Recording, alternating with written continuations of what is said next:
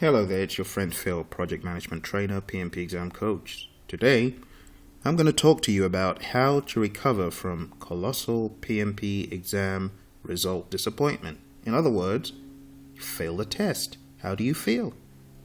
You feel, this is not fair, this is ridiculous, how could this happen to me? The PMI are awful. You come up with all sorts of words in your head, words that I can't even say right here. You're shocked. You go through all sorts of phases of disbelief, annoyance, and never again will I do this ridiculous test.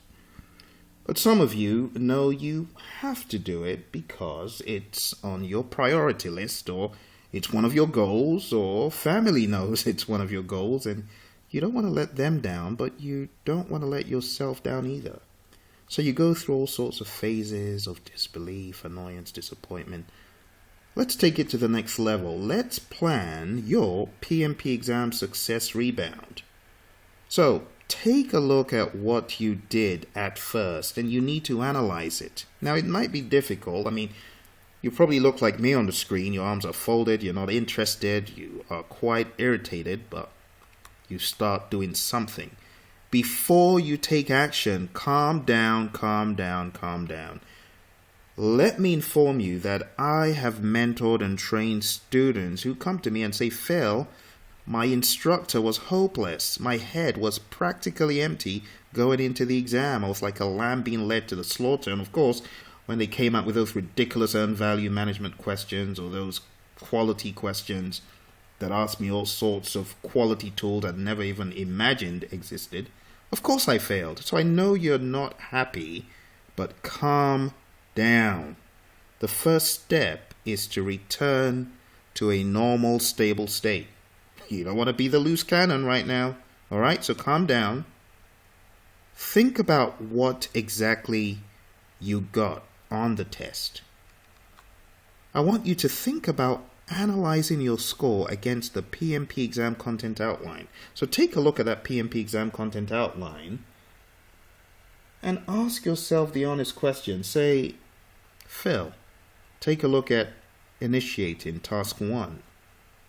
Did you truly study task 1? Do you think you were really good on it? How about task 2 to 7? How do you feel about those tasks? Do you think you really knew them? Now take a look at your PMP exam result. Does it reflect the awareness of those tasks? Now some of you might say, what on earth is the PMP exam content outline? You see, you're missing out on real estate. This is stuff that PMI has put out there to help you before you take your exam. So if you cannot perform the task, don't take the exam. If you cannot perform the tasks in the PMP exam content outline, you've got no business taking the exam. I don't care if your PMP exam application has been approved.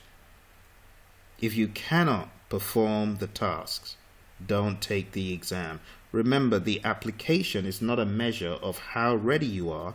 It's a measure of your eligibility. And many people get all excited about being eligible to take the exam. They forget to dig into the details. So the PMP exam content outline, if you haven't read that, honestly, you probably want to think again before you take that test. So to recover, read the content outline, analyze it. That's what I mean by content outline analysis. Look at your result, look at the content outline. What does it say? What did I get in this domain or in this process group? Does my getting 7 tasks out of 7 reflect that I really did know them?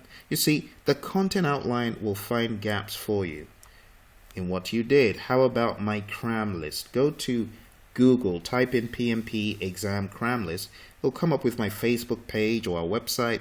Go to that link and download the cram list and go through the 200 plus items on the far left and ask yourself, do I really know this stuff?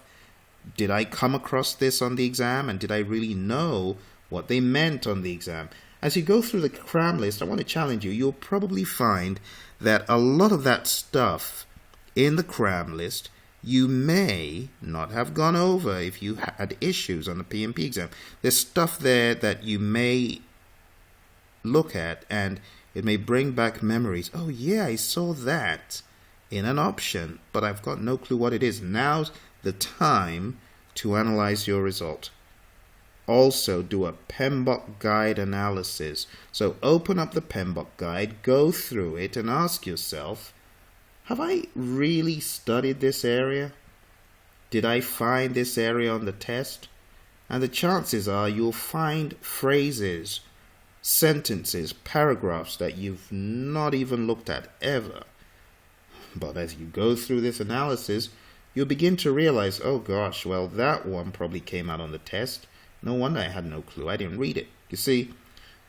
And last but not least, Praizion's PMP exam essentials, project management essentials.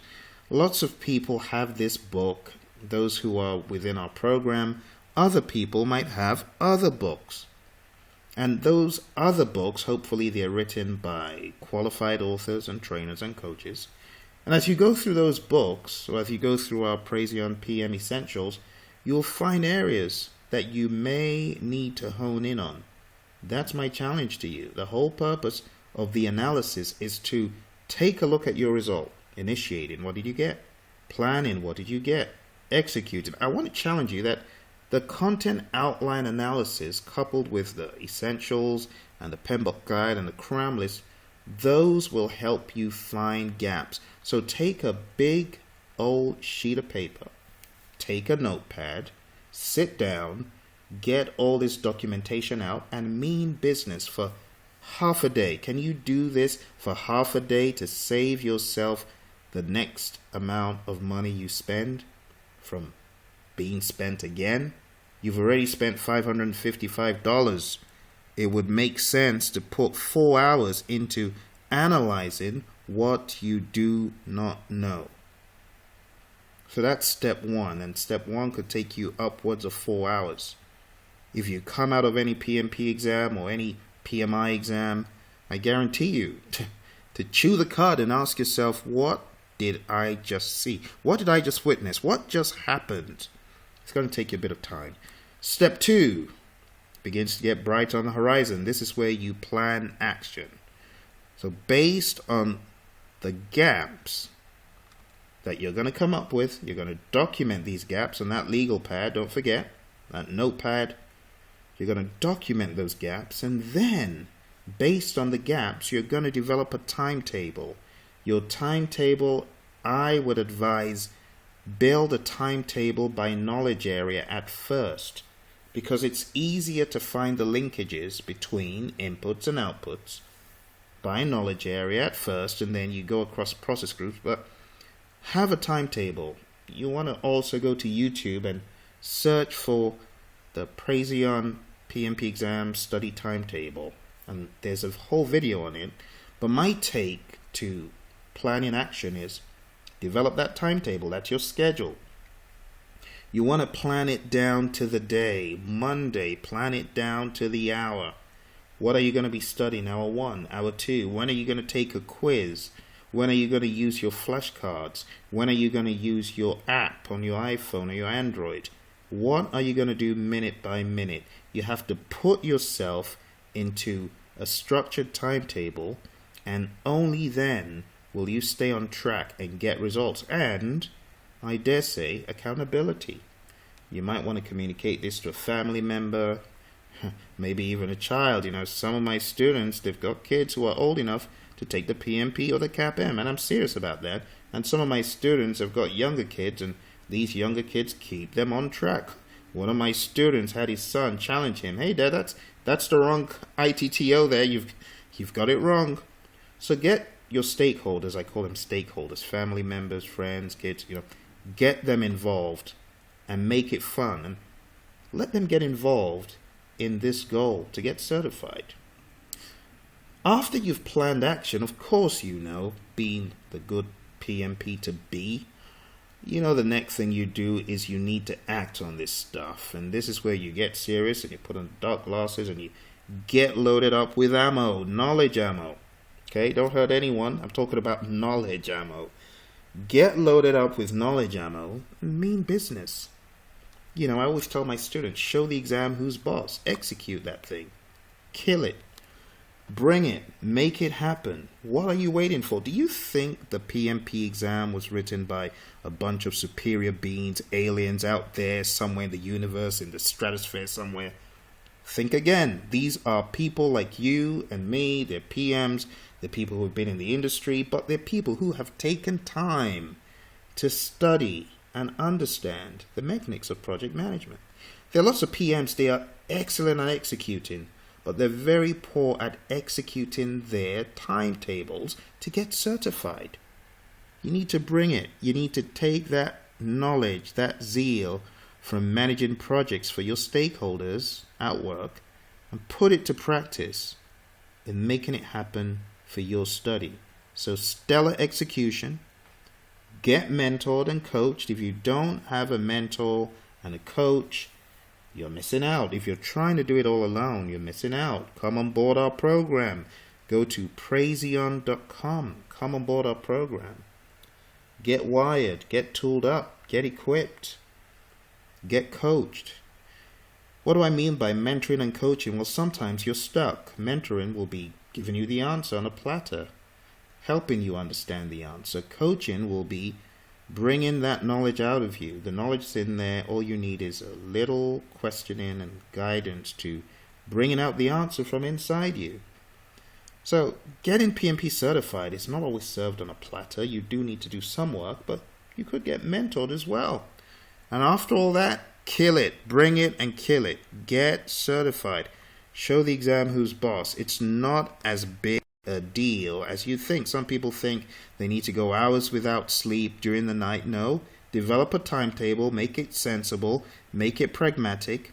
Over the weekends, that's when you can get stakeholder buy-in to go to the library. Spend time. Whatever you need to do to understand the material, do it. So here are my 3 steps again. Analyze your result. You can be mad for a few minutes, few days, few hours, but whatever you do, come out of that state and get into the planning state. Roll up your sleeves. Let's take action. Let's plan. Develop that timetable. Document your gaps, and then go execute. And send me a message, would you? Send me an email. Send me a Facebook message. Let me know when you've killed that thing, because I know you can do it. If you're here watching this for this long, it tells me you can do it. So kill that sucker. Get it done. And last but not least, exploit the risks. What do I mean by exploit the risks? Family, friends, study groups, mentoring, coaching, training, the learning management system with Praizion Media that has over 50 hours of training, books, flashcards, LinkedIn. Hey, people will say, what's in LinkedIn? Well, LinkedIn has groups. And in these groups, you can learn from people who have walked the walk, people who have been into the fire, people who have been into that miserable, dingy, dim-lit room. Oh, sorry, I didn't just say that. But some of these rooms are rather dingy and dim-lit. You know what I mean. If you've been for any exam in those centers, you know, they're so dingy and you almost feel like rating them on a 1 out of 5 at the end of the exam for experience.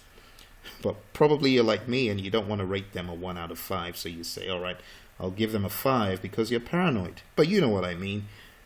You've spent so much time going through the exam, and so have other people. Those other people, they put their lessons learned out there. Lessons learned on LinkedIn. Lessons learned on Facebook. That's knowledge ammo. That's experience. That's lessons learned. So what are you doing? How about on YouTube? There are all sorts of videos that talk about people's experience on the exam. Become a student. Become hungry to learn what other people did. Be hungry to understand other people's experience and learn from what other people did, okay? And that is my way of acing the test.